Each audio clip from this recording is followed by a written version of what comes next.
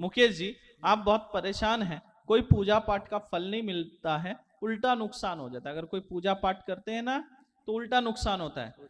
अभी जैसे चल रहे हैं, मान लो 1 रुपए का नुकसान हो रहा है, लेकिन पूजा करोगे, पूजा पाठ करवाओगे या खुद करोगे तो 5 रुपए का नुकसान होगा। हाँ, सही है गलत है? यही है, ज्यादा नुकसान होने लगता है, यही होता है। इसलिए पूजा पाठ करने से भय लगता है और मन भी नहीं करता नहीं है। लगता। सही है?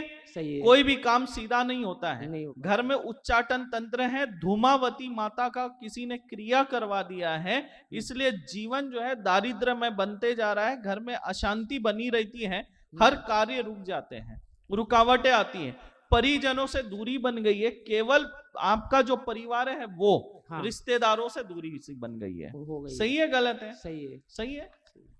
पहले कोई पीर को पूजते थे, अब जो है पीर से भी जो है कभी पूछते हैं, कभी नहीं, कभी नाम लेते हैं, कभी नहीं लेते हैं। लेकिन पीर को, सैयद को जब पूजना छोड़ देते हैं तो वो भी नुकसान पहुंचाता है, तो वो भी आपको नुकसान पहुंचा रहा है।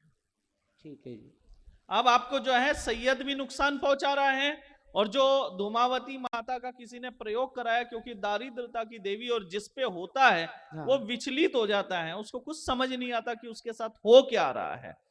ठीक है, करके आपके व्यापार पे भी बंधन लगा हुआ है, व्यापार चलता है पर व्यापार से आने वाले धन से आप बचत नहीं कर पाते हैं, या आप सोचेंगे कि मैं ये धन बचा के कुछ और करूं तो नहीं कर पाते। केवल व्यापार चल रहा है और एक जैसा ही चल रहा है, बढ़ोतरी नहीं हो पा रही है, लक्ष्मी बांध कर रखा हुआ है, और आपको कोर्ट कचहरी के विवाद में ये उलझाना चाहता है तंत्र ले जाकर। समझ गए?